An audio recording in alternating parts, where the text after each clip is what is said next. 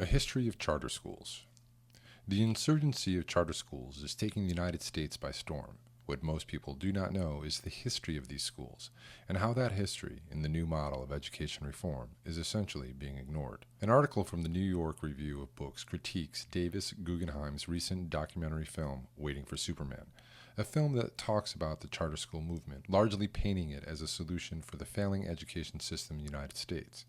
What the film does not examine is the origin of charter schools. While serving an over 20-year term as president of the American Federation of Teachers, in 1988, Albert Shanker came up with the idea of the creation of a new face for public education. In his dream, a group of capable and dedicated teachers would come together and create a new school that centered its resources on the students with the highest needs, low-income kids who had already dropped out or were disengaged enough to be on a fast track to prolonged truancy and likely to leave school. Shankner's original idea was for an educational experience that would work collaboratively with the public school system, acting as a supportive alternative to traditional public education, ultimately helping to engage students who had become disinterested in school and were at high risk of dropping out. 5 years after he came up with the idea, Shankner dropped it quickly. Within less than half a decade, charter schools had been overtaken by for-profit organizations that seized the idea as an opportunity for business, advocating a plan for the privatization of public education. Since Shankner's denunciation of the charter movement in 1993,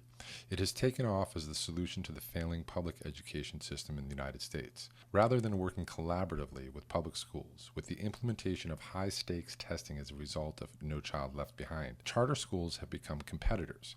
As such, traditional public schools now have two options: improve test scores or be shut down. As it turns out, charter schools are doing the work to improve standardized test scores, but at a price. Geoffrey Canada, the creator of the Harlem Children's Zone, even went so far as to unenroll an entire class of middle schoolers who did not achieve scores that were high enough to be considered satisfactory. These kids are not documented as part of the so-called staging improvement in test scores that the charter movement promises. The thing is, there is no school situation that can fully deny the experience of children who grow up in poverty. Instead of creating a holistic support system for these kids, the charter movement, and indeed public schools in general, are now required to go solely by standardized test performance or risk losing everything.